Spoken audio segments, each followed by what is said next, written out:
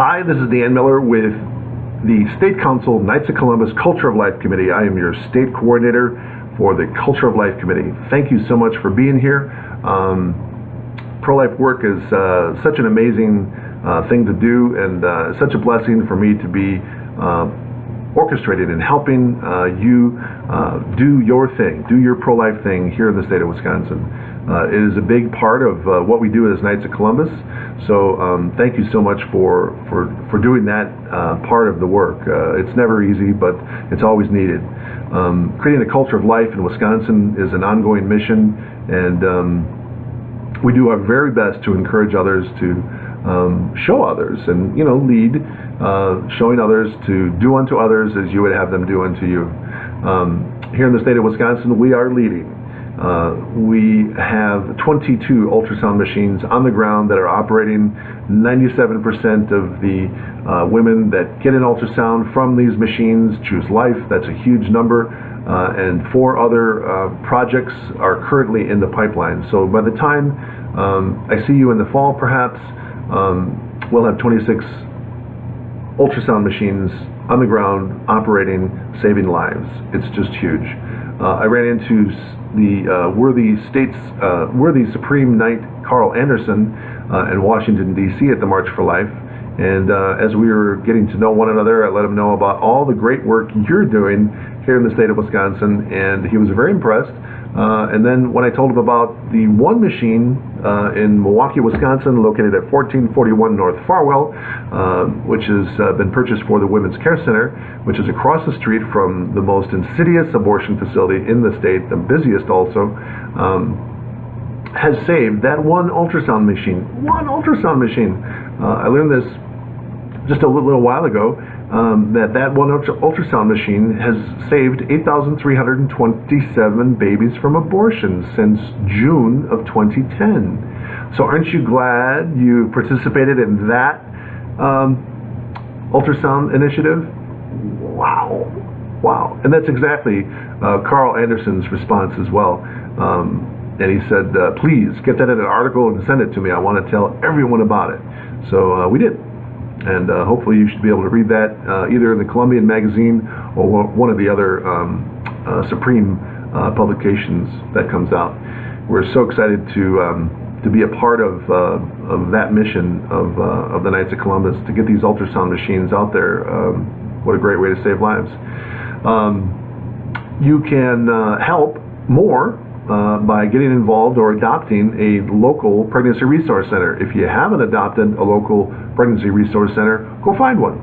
They would be happy to get to know you. 40 Days for Life prayer vigils took place all throughout the state. There were 4 locations in total that, as far as we know, 115 babies were saved from abortion in 2016 through those efforts, specifically going out to the sidewalks with 40 Days for Life and sidewalk counseling. Just an amazing thing to do, a great way to get involved, a great way to stop abortion right in its tracks. So thanks for coming out and praying with us as we go do our work here as Knights in the state of Wisconsin. The Vigil for Life in Madison and Exposed Mayo in La Crosse, those campaigns have been running continuously throughout the year. And those campaigns continue to have tremendous impact. The local communities and the abortion industry has been put on notice that their days are truly numbered. Just like in the book of Daniel, Min, Thekal, and Pharez. The handwriting is truly on the wall. The abortion industry has been weighed on the scale of life, and they have been found wanting. So do what you can to get involved in any pro-life initiative in your local community. It's definitely worth your time. The National Day of Remembrance for Aborted Children is going to take place this year, September 9th in 2017. And it's usually at a cemetery in your local area. It took place in 2016 simultaneously on the same Saturday at 18 different locations here in the state of Wisconsin. So you should definitely go to one of those. It's very touching. The Culture of Life essay contest was a great success. Last year the theme was, is it ethical to use aborted fetal tissue for bioresearch?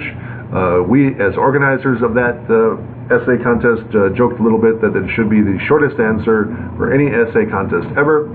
The one-word answer would be no. It is not ethical. But thank God the kids know how to follow directions.